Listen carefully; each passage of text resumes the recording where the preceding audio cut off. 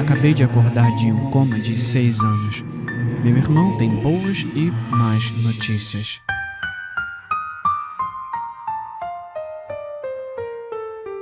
Não notei a erupção cutânea assustadora nas minhas costas até a aula de educação física. Lila Thatcher, a senhorita Stokes, nossa professora de educação física, me puxou de lado. Ela soltou um suspiro profundo quando puxou minha blusa. Querida, você é alérgica a alguma coisa? Meus pais foram chamados imediatamente, mas quando eu estava deitada no banco de trás do carro da minha mãe, vomitando em mim mesma, meu corpo escaldante, pensei que estava morrendo. Jonas, meu irmão de 7 anos, estava na minha visão periférica, seus olhos arregalados, o lábio inferior tremendo. A Lila vai ficar bem? A voz do meu irmão se tornou ondas, quebrando em meus ouvidos. Tá tudo bem, papai continuou dizendo. Se a meningite for detectada cedo, eles poderão tratá-la. A voz do papai entrou em colapso em ondas mais uma vez. E eu imaginei uma praia perfeita, com areia branca perolada e água azul cristalina. Eu podia sentir a areia entre meus dedos, ondas geladas batendo em meus pés. Dormi um pouco, meio consciente da mamãe ao meu lado e das flores frescas que ela segurava. Ela me contou histórias. Jonas fez 8 anos e, aparentemente, teve uma festa na piscina. Mas então as histórias pararam. As flores ao lado da minha cama começaram a cheirar mal. Passei muito tempo tentando abrir os olhos, mas quando o fiz, meu corpo estava dormente. Alguém estava cozinhando alguma coisa. Eu podia sentir o cheiro. Talvez sopa. O cheiro era incrível. Meu olhar estava grudado no teto, uma lâmpada queimada. As flores ao lado da minha cama tinham sumido. Meu quarto, iluminado por uma luz quente de velas, era tão lindo. Tentei me mover, mas meu corpo estava dormente e meu diagnóstico voltou para me assombrar. Meningite. Isso significava que eu estava paralisada? Ei, Lila. A voz era familiar, mas mais velha. Havia um garoto, talvez 13 anos, parado na minha frente. Reconheci seu cabelo castanho e espesso e os óculos. Jonas. Ele estava tão crescido. Suas roupas, no entanto, eram alarmantes. Jonas estava usando um suéter velho e jeans e, estranhamente, o que parecia uma coroa de ervas daninhas sentada no topo de sua cabeça. De pé com ele estavam outras 2 crianças.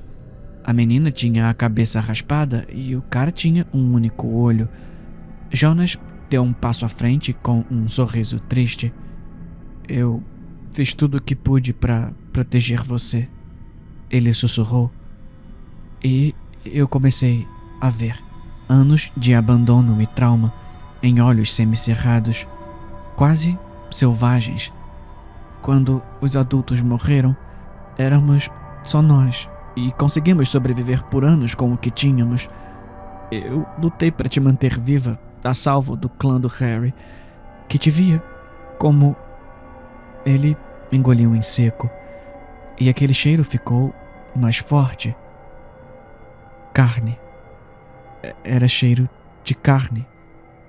Mas eu tô com muita fome, mana, ele disse, e lentamente meus olhos encontraram meu corpo dormente abaixo de mim, onde minhas pernas tinham sido brutalmente cortadas, enquanto o resto de mim estava sentada em um fogão improvisado.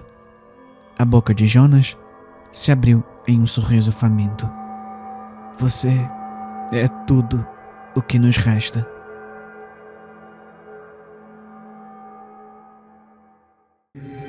Eu sei por que ela morreu.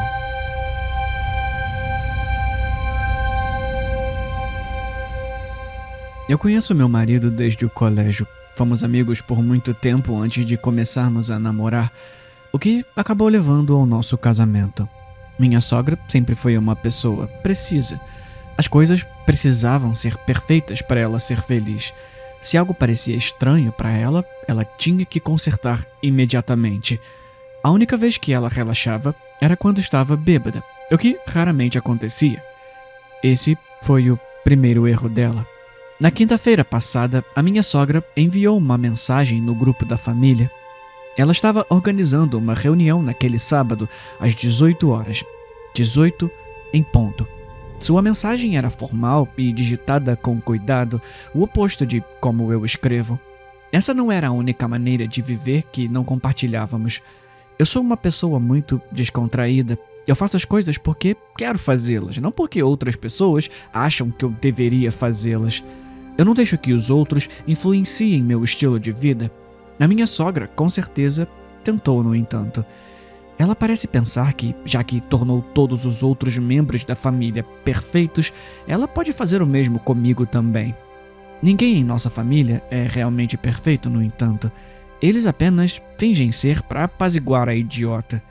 Eu não vou deixar ser pressionada a ser alguém que eu não sou. Não importa o quanto me chateie com isso. Mas a irritação havia parado recentemente.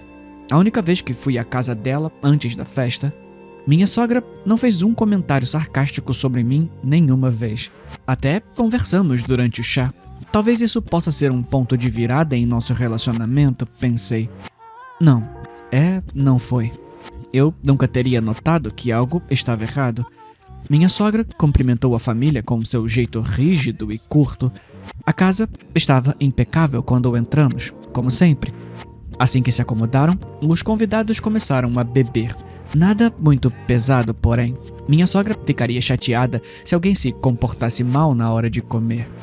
Para nossa surpresa, ela se serviu de uma taça de vinho quando se sentou conosco. Meu marido, que estava sentado no sofá ao meu lado, sussurrou que só tinha visto sua mãe bebendo 4 vezes em toda a sua vida. Era estranho, mas não me aprofundei muito nisso. Ela provavelmente estava apenas nervosa com a festa, com o constante bater do pé no chão. Quando chegou a hora do jantar, minha sogra estava totalmente bêbada. Ela arrastou as palavras ao anunciar a refeição que havia preparado: peru, linguiça, pimentão assado, purê de batata e molho caseiro.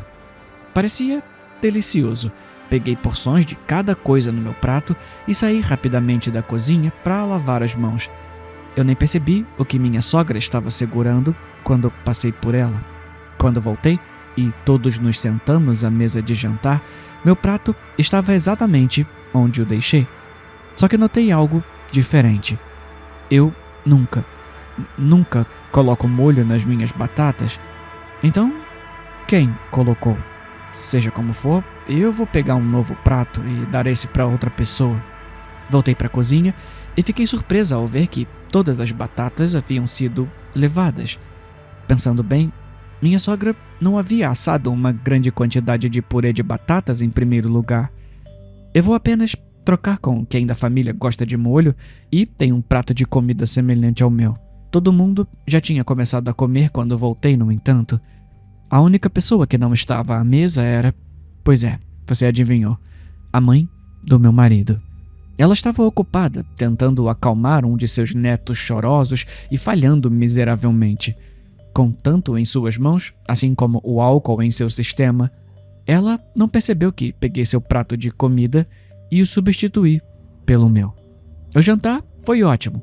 Eu não tinha ideia de que tinha escapado por pouco da morte. Minha sogra ficou quieta o tempo todo em que nos despedimos, maldizendo cada abraço que ela recebia. O meu marido é o tipo de pessoa que leva anos para se despedir, então me sentei no sofá e esperei que ele terminasse. Só me despedi mesmo das pessoas que conhecia bem, as 2 primas e a tia do meu marido. Eu as conhecia desde que elas surpreenderam meu marido com uma visita enquanto estava saindo com ele anos atrás. Quase pulei de susto quando senti uma mão tocar meu ombro nu. Era minha sogra, parecendo em pânico. Ela me perguntou se eu tinha molho no purê de batatas e respondi com sinceridade. Seus olhos se arregalaram e ela parecia prestes a chorar. Não tive chance de interrogá-la porque meu marido estava me chamando. Finalmente saímos de casa e voltamos para nossa casa. Embora eu adore uma boa reunião, aquela noite foi exaustiva. Eu não conseguia afastar a sensação de que algo estava terrivelmente errado, no entanto. Ignorei isso nos próximos dias, focando apenas no trabalho e em manter a casa limpa, até que um dia cheguei em casa e encontrei meu marido sentado no sofá, aos prantos. Sua mãe havia falecido de algum tipo de envenenamento desconhecido. E foi assim que cheguei aqui, digitando a minha pequena história na noite anterior ao funeral da minha sogra, enquanto meu marido dorme pacificamente ao meu lado. Ele não teve um descanso adequado desde que ela faleceu. O luto e o planejamento do funeral o afetaram. Eu confio em meu marido e sei que ele também confia em mim. Mas se eu contasse a ele o que pensei que estava planejado para acontecer naquela noite, ele não acreditaria em mim. Ele provavelmente me odiaria por pensar que sua mãe tentaria me machucar. Ela nunca fez isso antes, então por que agora? Tenho tentado dizer isso a mim mesma, mas simplesmente não consigo acreditar. Se ela era inocente, por que bebeu uma quantidade anormal de álcool? Por que ela colocou molho nas minhas batatas quando sabia que eu não comeria? E por que ela me perguntaria sobre isso logo antes de sairmos? Isso tem que ser um erro. Claro que tem. Deve ter sido tudo uma coincidência. Mas eu não consigo parar de pensar nisso.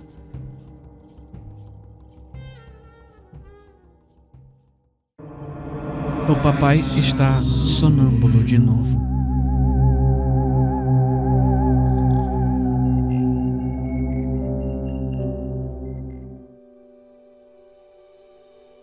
O menino, ele mal tinha 11 anos, olhou para sua irmãzinha ao pé de sua cama. Ela nem precisou contar a ele. Na casa velha, até o menor movimento ecoava alto em todos os cômodos e o pai deles, corpulento como era, não tinha um passo tranquilo. Ambos acordaram no momento em que ele começou a vagar pelo andar de baixo, as tábuas do piso rangendo continuamente enquanto ele fazia isso. Eles odiavam aquelas noites sem dormir. Um passo, outro, uma pausa. Com pouca hesitação, o menino levantou as cobertas, um sinal muito familiar para sua irmã rastejar para a cama com ele. Sem dizer uma palavra, ele ofereceu a ela metade de seu travesseiro e tentou confortá-la, embora, e ele raramente admitia isso, ele não se importasse de não estar sozinho agora. Apesar de suas tentativas anteriores de simplesmente voltar a dormir, eles sempre acabavam simplesmente ouvindo. A preocupação era forte demais para ser ignorada. Uma porta, um baque, um gemido. Sua irmã choramingou e até ele sentiu seu coração bater cada vez mais rápido, porque ambos desejavam que seu pai encontrasse o caminho de volta para a cama. Talvez a gente possa ir até ele e... Sua irmã começou a implorar em um sussurro, mas seu irmão rapidamente interrompeu. Ele pensou em sua mãe. Como ela lhes disse muitas vezes, a regra mais importante quando se tratava de sonambulismo. O que a mamãe sempre diz. Sua irmã ficou quieta. Embora ela fosse muito pequena para entender muitas coisas, essa resposta em particular, ela conhecia muito bem. Você nunca deve perturbar alguém quando está sonâmbulo. Ele repetiu aquele discurso em sua cabeça tantas vezes. Ele se lembrou de um momento, anos atrás. Sua empolgação para descobrir se o sonambulismo se parecia exatamente com os desenhos animados que ele tinha visto antes de sua mãe o interceptar, enquanto ele se esgueirava pelo corredor. Era a primeira e única vez que a via absolutamente furiosa. Um grito desconhecido, um lamento, um apelo. Sua irmã começou a soluçar e tremer, e ele simplesmente a envolveu em seus braços, deixando suas próprias lágrimas rolarem. Não havia nada que ele pudesse fazer para fazê-la se sentir melhor. Eles simplesmente tiveram que escapar. Até ele estava lutando contra a vontade de descer correndo, imaginando se isso faria alguma diferença. Um grito, um gorgolejo, silêncio. Na manhã seguinte, as crianças sentaram-se à mesa, comendo seus waffles, seu café da manhã favorito, em completo silêncio. Sua mãe cansada, simplesmente se ocupando na cozinha. O oposto de seu pai, que desceu as escadas assobiando uma música alegre, plantando um beijo no topo de suas cabeças. Ele sempre parecia um pouco mais feliz na manhã seguinte. As crianças simplesmente sorriram, sem dizer uma palavra sobre a noite anterior. Afinal, dizer a si mesmos que o papai era sonâmbulo tornava a vida muito mais fácil.